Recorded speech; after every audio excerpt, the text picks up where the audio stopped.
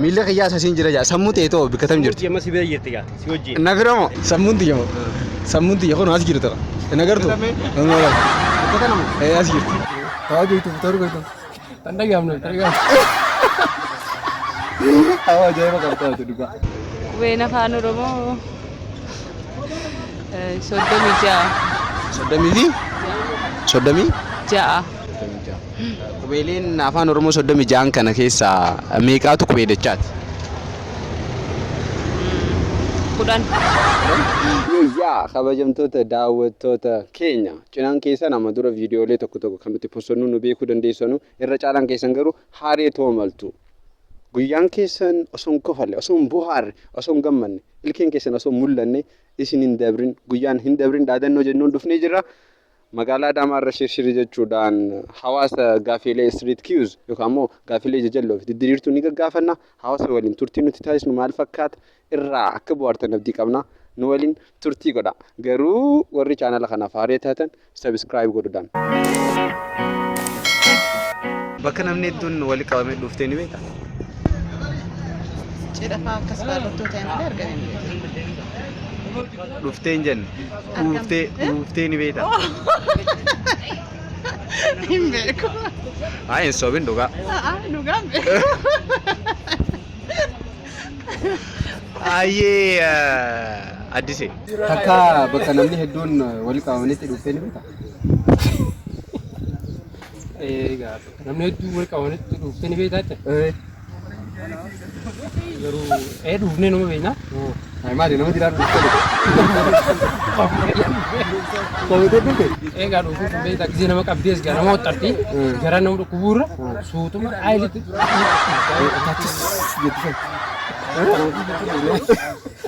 ajaa'iba ammoo ግን bakka namni hedduu wali qabametti dhufuun gisee hedduu amma bakka akka kubbaa fa'aatti ilaalan filmii fa'aatti ilaalanitti dhufte namni hedduun funyaan faani qaban. Ati isaanii hojii funyaan qabatte moo akkamiin beekatan? dhufuun gosa lama gaafoo dhufuun tatu jaraa ta'e taskinaatti Dhufuun gosa lama qabdi. Lamaan. ta'a jooytu ta'uu gosa. Haa jirtu ta'uu gosa. Tandagamnu. Hawa ajaa'iba qabxaa tu dhugaa. Kanaafuu bakka namni dhufee ni beekana jechuudha. Dhufee namaan beekee. Sagalee qabdu moo sagalee qabdu? Sagaleen qabu tagaalaan bakka namni wali qabametti akka namni dhageenye dhugaa wanta ramtee waan jirtu akkuma namni dhageenyetti dhuguu san baaftara. Garuu ati sultaan akkasitti dhiisettee barraqsi dura itti takka ata sagalee qabdu dura taatee ni beektu. Cidha forii jita gaafa. Bakka namni hedduun wali qabamee jiru dhuftee ni beektaa? Nan beeka. Dhufu gosa akkamii dhuftee? Dhufu sagalee qabdu moo dhufu sagalee hin qabne? Kan sagalee hin qabne ture. Inni eega dhuftee booda akkamii namaa wajjin uf jettee funyaan qabatte moo funyaan hin qabanne? Dhoksuudhaaf yaaleen ture. Isaanuma faana funyaan koo qabadde garuu isaan tokkos ture. Yommuu dhuufu sana dhagaanitti wal ilaalan. Isaan hundinuu. Ana isa dhuufe miti walii isaanii shakkan. Gaafii kallattumaan gama gaafitti siif haa seenu. Takka bakka namni hedduu wali qabametti dhuftee ni beektaa? Wali namatti qabametti al tokko dhufe beeka. Akkam ture yeroo sanitti dhufu sagalee qaba moo kan sagalee hin qabne dhufe? Kan sagalee hin qabne. Namni gisee dhufe booda ni beektaa dhufuun tun amalaaf ni shuruuf kooti yookaan immoo ni ajooftiimi. Ajaasiisan gandaa wajjin haa ta'u funyaan qabatte moo funyaan hin qabanne? Funyaan hin qabanne. Ofii kiyyaan dhufe gadi ta'e funyaan hin qabanne. Hin qabanne? Gandis jees ilaalee jechuudha. Dinja ilaalee waata jaa'ee walaalee dhiise gandi. Seetiin beekaa garuu dho'isattiin dhufa. Ta dho'isa san dhufte? Ta sagalee hin qabne san dhufte? Sagalee qabneen dhufa. Qubeen afaan Oromoo baay'inaan meeqa? Qubeen afaan Oromoo 36. 36? Qubeeleen afaan Oromoo 36 kana keessaa meeqaatu qubee dachaati? 10. Qubeen afaan Oromoo baay'inaan 32. Qubeelee afaan Oromoo baay'inaan 32 ta'an kana keessaa qubeeleen dachaa meeqa? 5. 28. 28? Deebisaatti talumaati? Talumaati. 28 qofa? Qubeelee dachaatii fi qubeelee taanii sammatee? 28. Deemjaa yookaan deemtoo? Qubeelee dachaatu ittiin daballe? Qubeen dachaa achi keessatti jiru addatti jira. Inni adda jiree sanuu wajjin walitti daballee qubeen afaan Oromoo baay'inni isaanii meeqa? 32. Baay'inni isaa 32. Qubeelee hanquuti qubeelee dachaatii fi qubeelee dachaa meeqa? Ja'adha isaan. Kaanuu 26. sammuun teesseerti. Na gubbaa jirti gaa. Garuu waan si gubbaa jirtu fakkaattu dheerina kee yoo laalle wanti nama gubbaa jirtu akka beetee nama gatteessisti. Ati dheertuudha si gubbaa waan jirtu fakkaattu si jala waan jirtu fakkaatti. Ara lakki hanuma gubbaa jirti gaa jalaa hin gattaa'edha. Kanumaafi. Sammuun kiyya mataa koo keessa jira. Mataa kee keessa jira. Mataan kee keessa jira. Mataan koo irra jira. Irra keessa. Keessa qaramee. Akkaataa itti agarsiisa. Sammuun teesseerti. Anuma keessa jirti kaa. Eessa si keessa? Eessa si keessa bikkatam? Matuma kiyya gidduu jirti kaa asuma gidduu. Mataa kee keessa jirti? Sammuun kiyya gaa kana as jirti jedhee yaada. Gama kana tun taan keessaan jechuudha. Mataa keessa jirti? Kiraaneemii jechuudha. Garuu Lafee sammuu. Kiraaneemiin lafee sammuu isii galee. kiraaniyeem. Isaan haguugamtee jirti jedhama sammuun dhala namaa dhangala'a. Kiraaniyeem kana afaan Oromootiinis kiraaniyeem jennaan. Kiraaniimii hojii jenna osoo hin taane afaanuma baayoloojii gin lafeedha kan sammuu kan haguugee jiru jechuudha. Buqqee sammuu isa jedhan. Achi keessa jira jechuudha. Tole garuu akka achi keessa jiru maaltu sitti hime? Baayoloojii irraa ilaaltee waan baayoloojiin jeef amantee moo dhugumaan akka achi keessa jirtu likki beektan? Sadarkaa barumsaa namanii naannoonis murteessa. Hundumtuu achi jira jedhee gatii hubatee fi atis namarraa adda ta'uu hin qabdu kan envaayiroomentii irra kanaaf achuma jira jettee hubatta amma taate. Sammuun teesseerti. Sammuun kiyyaa bakka hojii bakka silaa namoota gaggaarii waan gaggaarii irraa argatu bakka hojii gaarii irraa argatu achi na yaaddi yeroo baay'ee. Achi si yaaddi. An bakka isin jirtu sin jee bakka isin itti argamtu. Bakki isin itti argamtu sammuu kiyya keessa maayindii. Maayindii. Bakka waan itti argamutti argamti. Naa gallisan. Amma harka keessatti argama yoo namni naan jee kunoo asitti argamaa jira. Miila kiyyaa asasiin jira jaa sammuu ta'e ta'oo bikkatam jirti. Amma si bira jirti gaa si wajjin. Na bira moo? An na bira hin jirtu sammuu yaa na bira jira malee. Yaada ati na gaafatteen si deebisaa jira. Haaya. Sammuun tiyyaan gara biraan deemnee jechuudha. Gaafii tiyya siif irraa deebi'u. Sammuun ta'e eessa jirti jechuun kiyya ijji ta'e eessa jirti yoo naan jaa nama as jirti jaa. Funyaan kiyya as hin jaa. Sammuun ta'e ta'oo bifa kanaan eessa jirti? Sammuun tiyya bifa kanaan yaada kiyya irra jirti. Dhugaan kaaddaa ati kamati. Sammuun tiyya moo? Sammuun tiyya kun as jirta. Hin agartu? Hin oolan. Bakka namu. As jirti. Sammuun ta'e kamitti achi jirti namana? As jirta. As keessa gama keessaatiin. Gama keessaatiin jirti. Garuu akka achi jirtu eenyu sitti hime? Akkana jiru sammuun na hime. No, akka sammuun ta'e as keessa jirtu maaltu sitti hime? Sammuumaan na hime. Guyyaa tokko keessa daqiiqaa meeqaa jira? Hojii gaafatti kunis. Yaali. Iskiriiptoo fudhadhu. Wasiya kana yoo godhe rabbi. Na waraanti. Yaali dhugaa. Meeqanii taa'ettee yaadda? Gaaffii biraan laattu. Kanuma yaadda. Daqiiqa meeqa qabdi? Sa'aatiin guyyaan 24 qabdi. Sa'aatii 24 qabdi. Daqiiqaan immoo meeqa ta'a kan jiru na gaafatte. Daqiiqaadhaan meeqa ta'a? Hojii gaafataanis. Guyyaa takka keessa Daqiiqaa meeqaa jira? 30 qaba. Daqiiqa 30. Guyyaa takka keessa daqiiqaa 100. Guyyaa tokko keessa daqiiqaa meeqaa jira? Guyyaa tokko keessa. Kalkuleet beeksisti moo? Natti himi. Natti himi baay'inaan feetu lakkaa'e lakkoofsaan illee feetu kalkuleet godhi barreessi maal godhi natti himi guyyaa takka keessa daqiiqaa meeqaa jira? Jaataa baay'isuu fudhatama natti beeka. Ammaalee sitti himaree mee baay'ise walitti. Bakka itti jirtu bakka bunaatii isaa banamee iddoo irraa fuutaa kan ni ta'e kan qarshii 4-5 baay'ina lakkoofsaatiin naati lakkoofsa bira waan jirtuuf baay'isuun sitti ni ulfaata jee yaada. Mee baay'isi natti himi. Saami jaataa baay'isuu fudhatama meeqa? Jaataa baay'isuu fudhatama. Uffoo meeqame? Guyyaan tokko daqiiqaa meeqa qaba ishii? Guyyaa takka keessa daqiiqaa meeqaa jira jettaa 60 times 12 guyyaa takka keessa daqiiqaa 300 fi 60. Bisli fiyatama. Deebisatti talumaati. Guyyaan tokko guutuun bar saa 24 qaba. 24. Guyyaa tokko keessa 24 60 baay'isira. Maali bilbila fudhattee baay'isee deemtaa? Osoo shaaworan fudhatiin hangam takkaaf turtee ni beektu? Bishaanii waan babbaduuf bakka guyyuma 15 qaba. 15 eegyaa.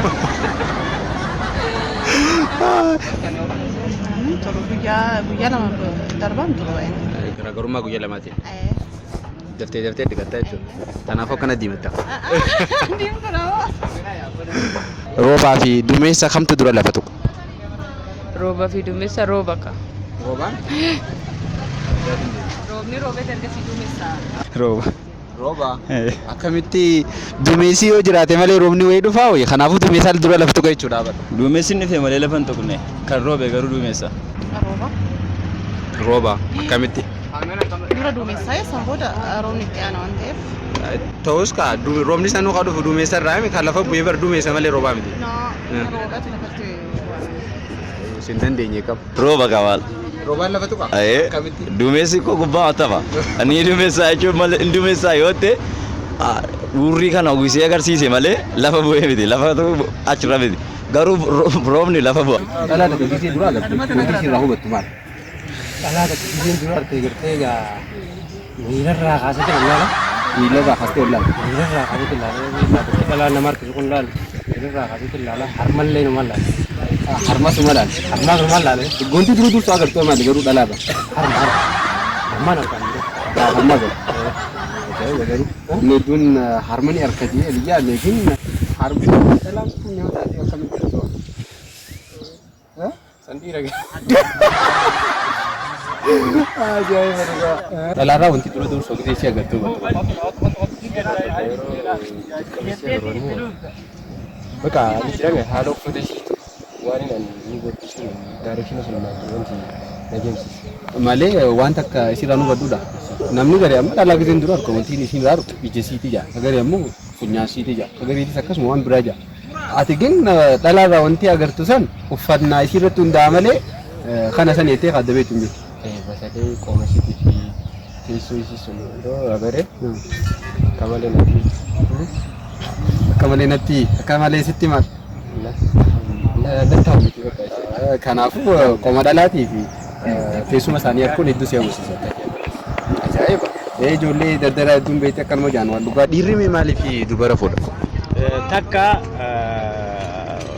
dubartii tana fuudhee ilmoo irraa argachuudhaaf tabiraatiif nama isa bakka bu'u nama yeroo inni yoo addunyaa irraa deeme nama isa booda hafee isa bakka bu'u addunyaa kanarratti hambisee dabruudhaaf fakkii wayii of duuba hambisee jechuudha. Kana kabiraatiif itti fayyadamummaa seera uumamaa waan jiruuf karaa waaqni takkaa rabbiin nu hayyameen wajji jiraatee ilmoo wajji harkatee jireenya keessatti wal utubaa wajji ilmaan horaa addunyaa kanarraa waa of duuba dabarsanii dabruudhaaf. Ilmi argatuuf jedheen yaadde. Kanuma qofa waan biraa heerumteef hin qabdu? Heerumtuu waan biraa hin qabdu. Ilmoo argachuu qofaaf. Hangin akkasumatti hin fakkaatu. Amma akka gariifaan maal jaasif fakkaata. Namni tokko dubara wanti fuudhuuf ni jiraami. Bultii jaarratee ilmaan horee hajoos ni jira. Agaree immoo fedhiis hajoo ni jira. Heerumni fedhiidhaaf hin feesu. Fedhiidhaaf ilmaan horuu qabeenya mudatuuf tokko ta'anii maatii horachuuf. Bifa bareedaadhaan hubattee gaafitti aantutti adabu. Qaama osoo hin dhiqatiin hangam takkaaf turtee ni beekta. Isa bal'aanaa kan ta'e seenaa keenya hedduu galatoome. Gaafii dhumaa si haa gaafadhu. Dhiirri dubara maaliif fuudha? Dhiirri dubara maaliif fuudha? Maaliif fuudha? Tokko ilmaan horuuf. Lama mana godhatanii bultii ijaaruudhaan ni jalqaba. Lama ilmaan irraa horuuf. Kana natti fakkaata. Kanuma lamaan qofaa fuudha? Kana lamaan natti fakkaata. Gaafa ammaa hin fuune gaafa fuudhu immoo bu'aa sana darreessa. Amma dhaabbatee gisee yaaddu garuu waanuma lamaan tana qofaaf. Namni yeroo hedduu maal jaasi fakkaate? Jaalala yerootiif jiraachuu fi jaalalaan jiraattee Jaalala san keessatti amantummaan jiraachuu warra filatu jira. Gariin ammoo jaalala faayidaa irratti hundoyte warra filatu jira.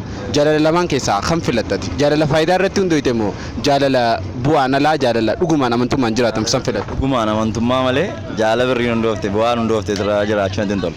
Maaliif san filatte qoy sababa qabda? Yaada biraa kan qabu jaalalli birrii irratti hundoofte yookaan bu'aa irratti hundoofte bu'aa sana gaafa dhabdee hin jibbita. Jaalalli hin jedhamu sun kijibaa feete jechuudha. Nama sana miidhuu dandeessa. Jaalalli garuu dhugumaan jaallatte yoonni miidhames yoonni miidhamuu baates jaalalli sun maalidha? Wal qixa jechuudha. Baduu hin danda'u jechuudha. Yoo didute iyyuu yaadata. Jaalalli sun jaalala dhugaadha jechuudha. Onni irraas kan tinaa ta'edha malee kan bu'aaf si barbaade miti jechuudha. Jaalalli suni waan tokkoon kee yoo tillee addunyaa kanarra dhabamte inni hubatamta. Uummata sana gidduu nama sana gidduu bukkeetti illeeti iddoo gaarii qabda nama gaarii jedhamta. Jaalalli bu'aan hundoomtu immoo yeroo dhiyoo gidduutti adda baata. Namni yeroo dhaga'ullee baay'ee si tuffata. Iddoon taa'etti tilmaamamni ilaalamta ilaalchillee sii kennama. Kanaaf jaalala isaa. Amantummaa fi jaalalli waliin wal bira jiraachuu ni tola. Ta'us garuu jaalalli filatamoo ati mee amantummaa mee akka liqitti keessanaa jechuun barbaada. Jaalala moo amantummaa filata? Amantii osoo hin ta'in amantummaa. Jaalalaan jiraatte jaalala yerootiif waliif fayyadamuu moo jaalalaan jiraatte amantummaan jiraachuu? Waan lamaan bira jiru ta'u waan si bira mudate nama saniif himaa amantummaadhaan. Waan nama kaan bira mudateef amantummaadhaan nama saniif himaa akkasii hojii jiraachuu filatamoo akka nama caal jettee jaalaluma yeroo qofa. Isii dabarsuudhaaf osoo hin ta'in amma amantummaa qaba. Jaalala eega jaamii beektaa jaalaltu hojii turte amma wal fuututti hojii deemu. Yeroodhaaf jettee immoo yeroodhaaf barbaadanii jira. Yeroo sana osoo hin ta'in amantummaadhaan isii san jaalattee walitti amantee waan duraan dabarsitee waan takka takkaas waan duraan dabre hundoo itti walitti himte amantii amma yoo wal amantanii hojii jiraachuu dandeessa. Yeroo dheeraa hojii deemuu dandeessa. Kanaaf jaalalli kamii kabareetti yoonii fi amantummaan jidduu jiraate. Amantummaan jidduu jiraate. Amantummaanis kan jiraatu yoonii fi dhugaa jiru walii himananii wal sobuu osoo hin ta'in namni dhugaa yoo walii hime wal amanaa jira.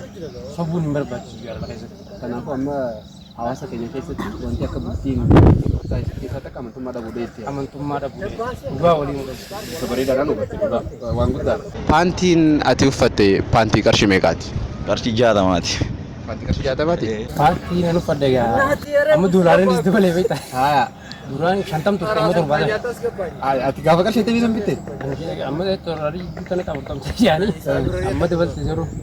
Gaafa 50 sanii filate. Ani yeroo duu paantii kuntaa afaan uffadha. Gatiin magaalatti wal dhabaa. Tabbiri 50 uffachuun danda'a, 100 uffachuun danda'a. Taamman dan uffattee jirtu qarshii meeqaati? Taatee amma uffadhee jiru qarshii 100 jaalatamma. Qarshii 100 ayyaa bakka. Paantiin ati uffatte paantii qarshii meeqaati? Paantii tiyya magaalarra hin jirtu. Gatiin sii ta'u. Gatiin qabdu mana naa dhufte. Bilaashi sii dhufte? Bilaashin naa dhufte kannaa. Maallaqa malee firiidhe kannaa. Maaliyan abbaa qabeenyaatiin an jechuudha. Namaan naa kanne jechuu qiyyaa bara. Siin galleessa kannaa. Zamana kana kennaa akkanaan namaa kannu eegale.